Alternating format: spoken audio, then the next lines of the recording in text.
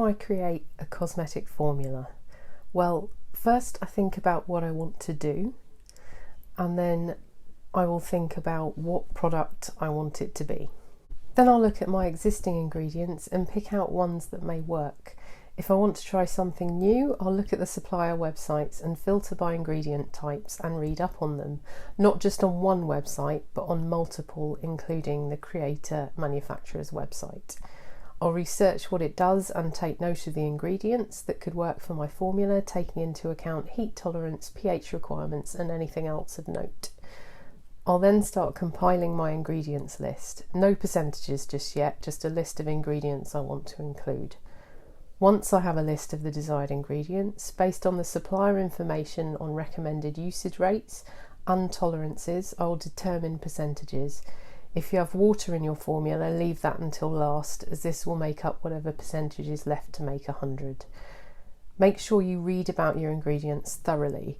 Some may need to be calculated after you determine others. For example, many all-in-one emulsifiers are suggested at a usage rate of 20 to 25% of the total oils, so you need to calculate your total oils before you calculate this. Not all of them, just an example. Then I'll work out my phases, again referring to the ingredient information, considering first the heat tolerance and stability. Some ingredients can't tolerate heat and therefore will need to be incorporated in the cool down phase. Also note solubility. Is it water or oil soluble to put it in the correct phase?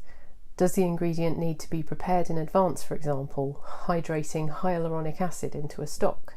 Does it require a specific medium to dissolve or disperse? For example, xanthan gum is easily dispersed into glycerin to form a slurry before adding to water.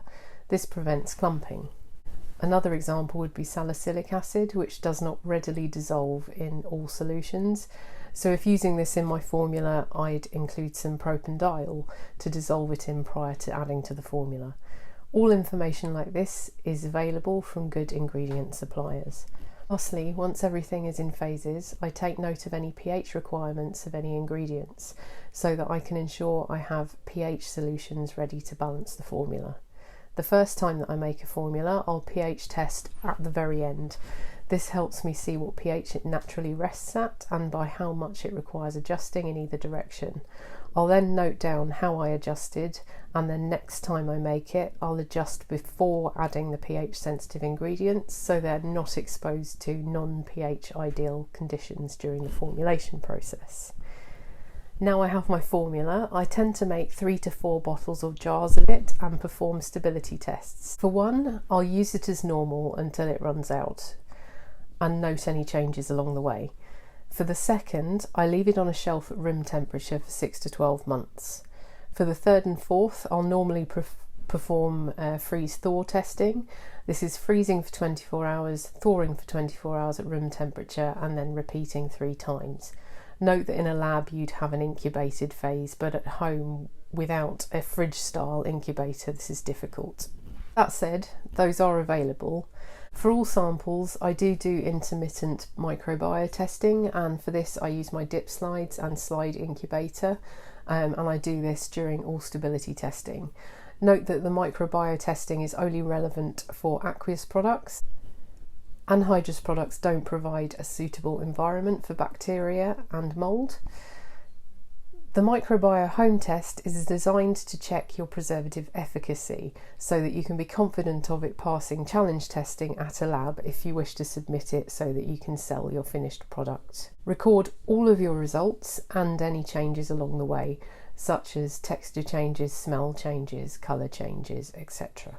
At the end of my stability testing, I'll apply for challenge tests if required for aqueous products, and then apply for my CPSRs, product safety reports. And that's how I create and test my formulas. So on that note, I have a small announcement. So it's come to my attention that this past month there are a number of people on YouTube watching home formulator channels such as mine and others, and harvesting our formulas for their own channels and to make products for sale, and also to include in online courses. Now these people appear to have no formulation background and are stealing content for their own gain. As a self-taught formulator and on YouTube, I feel I have a responsibility now to protect both my own formulations that I share with you guys and to stop these people from providing untested DIY formulations to unsuspecting customers, especially when they can't back it up with scientific information or how they came up with the formula. The formulas I share are tested for a couple of weeks before sharing, some of them much longer, but some are experiments that I make in that week. I do have a disclaimer. It explains that I am self-taught and I'm sharing my formulation journey. To steal these formulas to sell without doing your own thorough testing is quite frankly irresponsible. For the above reasons, I will still be sharing formulas for free, but I will be testing them for much longer prior to sharing, and the rest of my formulations will still be posted, but for the exact percentages and method, etc., the PDF formula will be on my Patreon to keep them for those serious about learning. I'm still happy to take requests for free formulas and answer questions, and I will still include them in future, but please remember that these formulas are made by a DIY formulator who is self-taught, and they require proper stability testing by yourself before using them.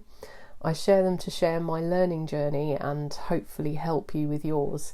I'm not a resource for products for your business. If I have any stability tested shop-ready formulas, I'll obtain the proper safety assessments and sell them with a safety assessment and a list of ingredients and suppliers and a formula that will be ready to use and sell. These will appear on my website for sale if and when available. Thank you so much for all of you who do enjoy and respect my content and all the other amazing formulation YouTubers out there. And thank you to my patrons, you're all amazing. I'm looking forward to chatting to more of you. So yeah, there will still be free formulas, but I'm changing things up a little going forwards, so there will be less of them and they will take a bit of time to do. If you want to join my Patreon to access the exclusive formulas I currently have there, plus future YouTube formulas, then the link is below, and you can also chat with me there too. I reply quickly and I do love chatting. So thanks for watching. I hope you all understand what I'm getting at with this video. Any questions, drop them in the comments, and I'll see you next time. Bye guys.